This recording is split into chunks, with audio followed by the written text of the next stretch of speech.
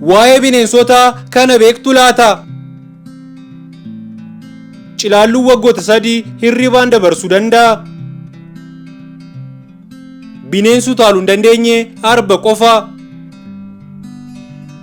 Raachonni ol deebisuu hin danda'an ol deebisuun isaanii dirqama yoo ta'e immoo garaachi isaanii guutummaan guututti lafatti ni jiga. Oktoopusoonni onnee 3, sammuu 9 fi halluu dhiigaa cuquliisaa qabu. Miilli guchii humna guddaa qaba. Dhiitichoon isaanii leenca ajjeesuu danda'a.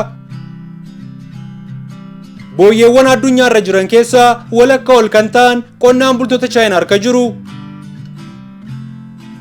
Greenland sharkonni bineensota lafee dugdaa qabaatanii lafarra jiraatan keessaa umurii dheeraa kan jiraatan yoo ta'u waggoota 400 ol ni jiraatu jedhamee yaadama. Hoolonni fuula namaa addaan baasuu danda'u. Qurxummiin joofis jedhamu hanqaaqusa afaan isaa keessaa hammata. Naacha arraba isaa baasuu hin danda'u. Starfishonni sammuu hin qaban. Bookee dhaltuu qofatu nama hidda. Hoosiftoota keessaa balali'uu kan danda'u simbira halkanii qofa. Qeerransi yoo burrisu hanga kiiloomeetira 3 fagaatee dhaga'ama.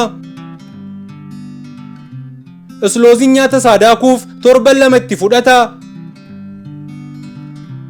Meeflaayonni bineensota addunyaarra jiran keessaa umurii gabaabaa kan qaban yoo ta'u uumamanii sa'aatii 24 booda ni du'u. Lafa kanarra gosoota bineensota miliyoona 8.7 tilmaamaman kan jiran yoo ta'u isaan keessaa parsantii 80 ol kan ta'an qorannoon kan biraan gahamnedha.